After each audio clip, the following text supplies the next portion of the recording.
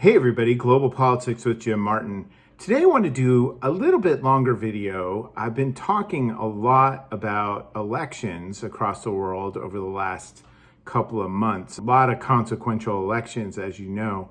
What I want to talk about is electoral systems in general. Now, we here in the United States kind of take it for granted that, oh, somebody had an election. It's probably kind of like the ones that we have. But in fact, they're not. And they really vary in terms of the ways that people vote and the legal systems and institutions that structure them. There are three primary types of electoral systems. One is first past the post, which is what we as Americans are familiar with. And it's also used in Canada and in the United Kingdom with some variations. But very different experiences because their systems are different. So the next system is PR, or proportional representation. And what that does is you don't vote for individual people, you're voting for a party. And so when you go to the ballot box, you've got, or you get it in the mail, or even online voting in some places. Crazy in this world that we live in. When you see these PR ballots, you just have a list of political parties. And so you can choose your favorite one and just check that box, and that's that. What happens then is at the national level, they aggregate all those votes up. If the Labor Party wins, 40% of the vote, then they get 40 seats. If the Green Party wins 5% of the vote, they might get 5 seats. All of these have little variations, like if you don't get 3%, then it doesn't count, and so they reallocate other parts of it and that kind of thing. But pretty much that's how PR works. Then you have mixed systems, which take both sorts of systems, proportional representation and first past the post, and you combine that into one thing. So you get a ballot, and on one side you've got the person from your district, and then you've got that you could vote for, and every district in the country gets a representative.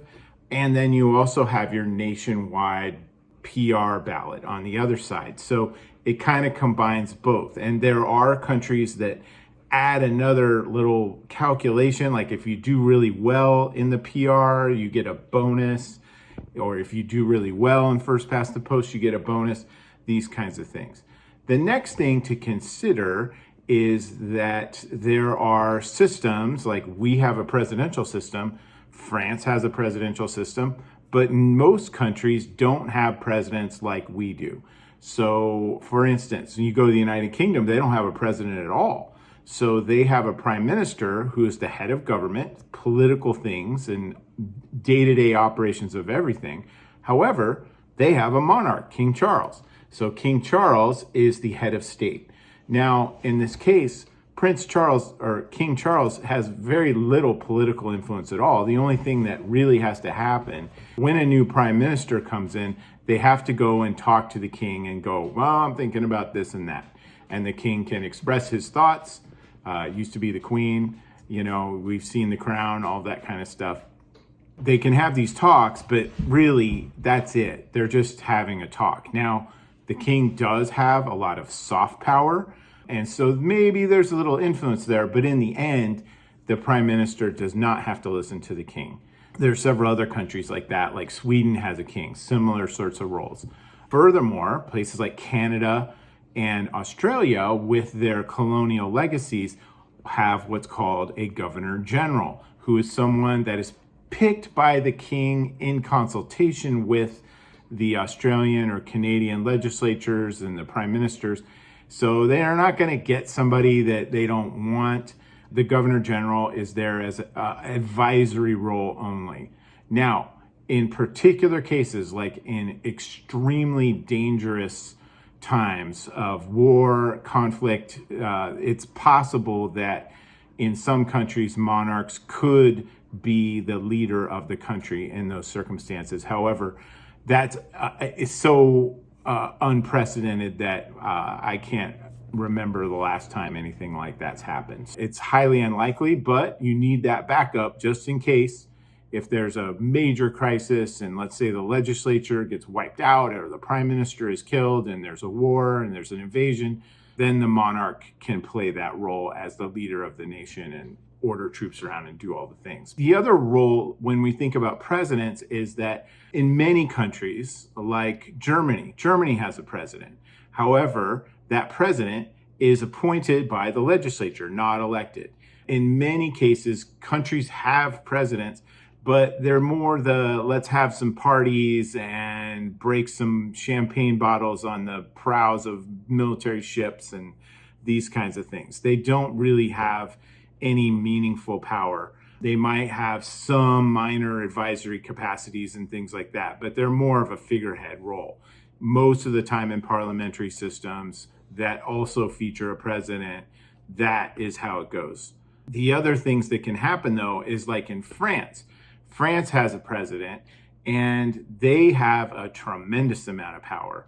In fact, the French president, amongst democratically elected presidents, may have the most power of anybody in a democracy in the world because the French picks the person who's the prime minister and can kick them out and can reform the government and can call new elections and do all kinds of things. So in many ways in France, the president has carte blanche to do a lot of stuff, far more than the constitutional constraints allow for our president. Now, today, we're seeing those norms broken. We're seeing a lot of craziness happen that challenges a lot of that in the United States. But for now, the French president has amazing powers that go far beyond anything that any libertarian in this country would be comfortable with, I can tell you that. So in the end, there's all sorts of different ways to process democracy through the will of the people.